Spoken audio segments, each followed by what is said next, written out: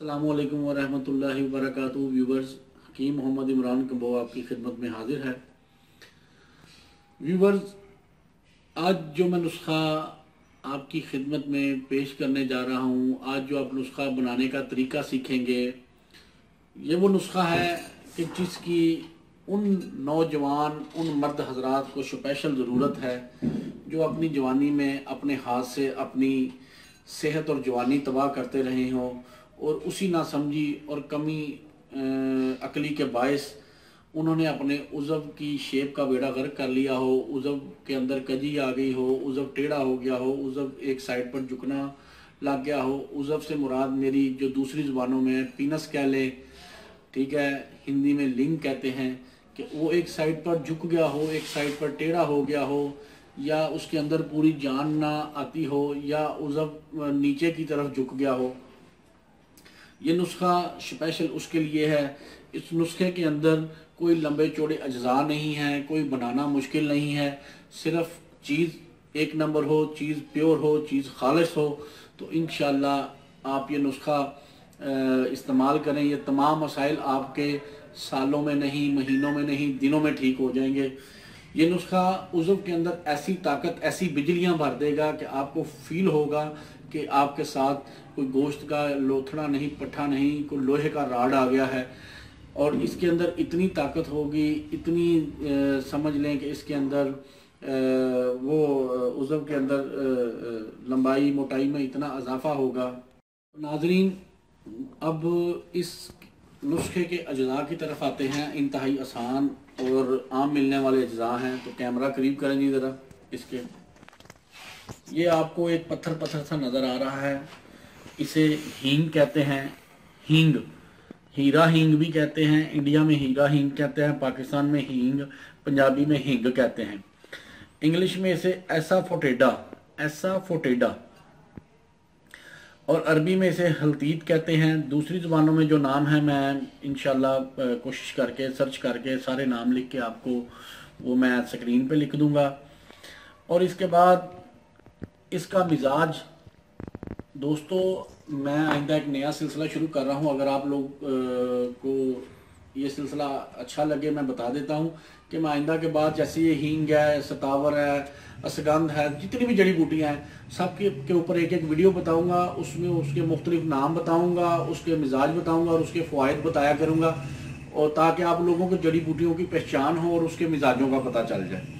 अगर आपको ये सिलसिला पसंद है तो कमेंट्स में ओके लिखें। इंशाल्लाह मैं कल से ये वीडियो रोज़ाना एक वीडियो चढ़ाया करूँगा हर एक चीज़ के बारे में। उसमें किन्नों के फ़ायदे, किन्नों के मजाज, इसी तरह केले के, सेब के, अंगूर के, हर चीज़ के मैं मजाज बताया करूँगा। और उसके ऊपर एक वीडियो हुआ करेगी 3 से 4 मिनट की। अगर आपको ये सिलसिला पसंद है तो कमेंट्स में लिख दें। लेकिन ये हींग का मिजाज गर्म खुश्क चौथे दर्जे में है। ये गर्म है और खुश्क है। इसका फ़ायदा ये है कि ये अज़ा के अंदर तहरीक और दौरान खून बढ़ाती है, जिसकी वजह से अज़ा में जो कजी कमी कहीं भी हो वो दूर करती है। ख़ास तौर पर ये पुराने ज़मानों में ये घरों में हींग रखा करते थे। इसकी वजह से वबाई अमराज नहीं आते थे। इसकी ख़ास किस्म की बू होती है जो सारे घर में आहिस्ता आहिस्ता फैल जाती है, और ये जरासीमों को या जो वबाई अमराज फैलाने वाले उसको भी दूर करती थी। ये पुराने ज़माने की मैं आपको बात बता रहा हूँ। अब हम हमारे जो पुराने जो रस्म रवाज हैं हम उन्हें भूलते जा रहे हैं। लेकिन जनाब, इसको मुकव्वी बा अशिया में इसे मतलब जो कुव्वत मर्दाना कुव्वत को बढ़ाती है, उन तमाम अशिया में ये लाजमी जुज़ होती थी पुराने ज़माने में, अब भी है। और इसका करना क्या है, ये उज़व पे इसका तिला कैसे बनाना है, बहुत आसान है, बहुत इजीली, बहुत आसानी से इस मिकदार में आप ले लें। अगर आपने डेली बनानी है तो इस मिकदार में, अगर आप ज़्यादा मिकदार में इकट्ठी भी बनाना चाहें तो उस हिसाब से आप ले लें। इतनी सी मिकदार में आपको दिखाने के लिए बना रहा हूँ कि आप लोगों ने इसको बनाना कैसा है। ये इसको मतलब खरल कहते हैं तिब्बत की ज़ुबान में, आम हर जगह से मिल जाएगी।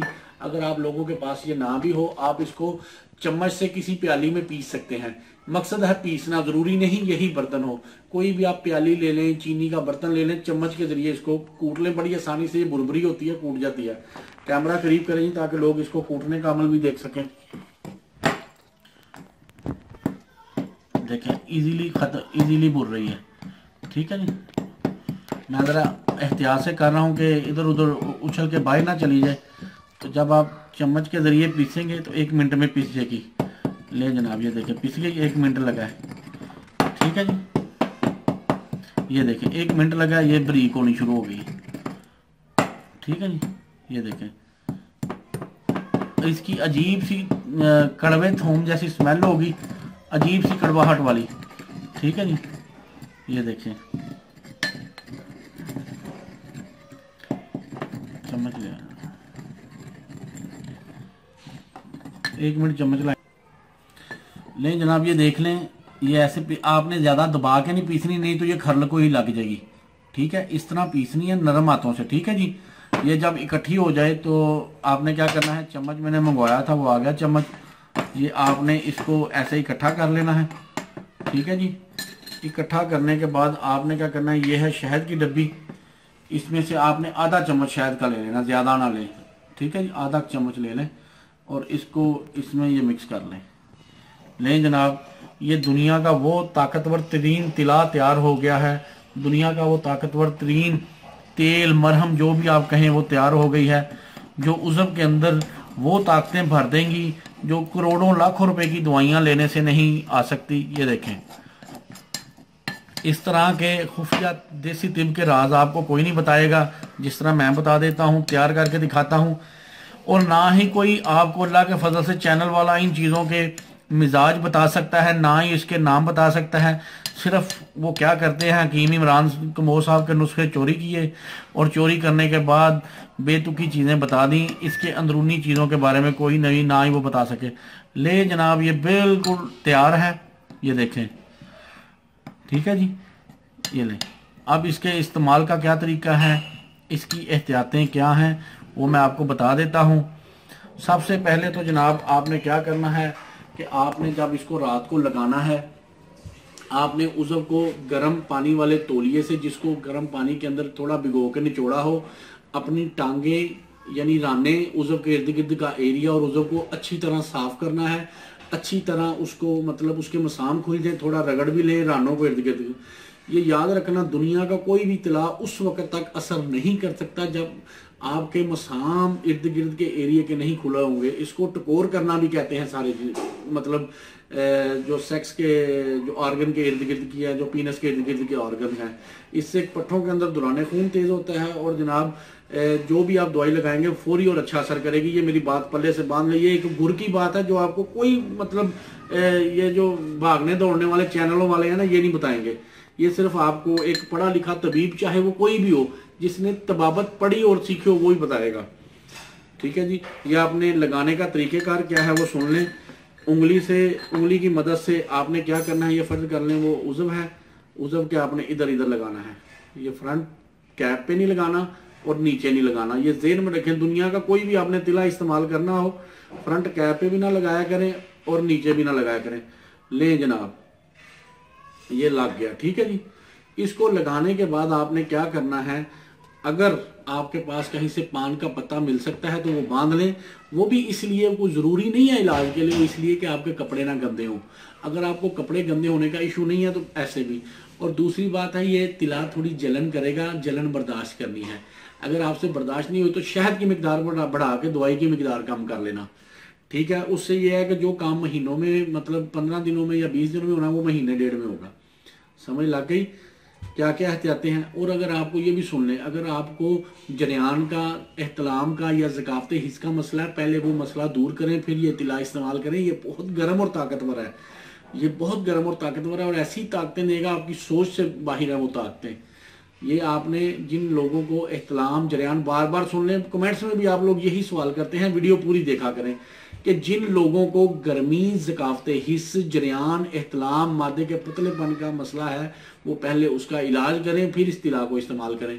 शुगर वाले भी इस्तेमाल कर सकते हैं जनाब, ब्लड प्रेशर वाले भी लगाने के लिए इस्तेमाल कर सकते हैं। हर एज का, हर उम्र का बंदा इस्तेमाल कर सकता है। उज़व को ताकत, उज़व के टेढ़ेपन को दूर करेगा ये तिला।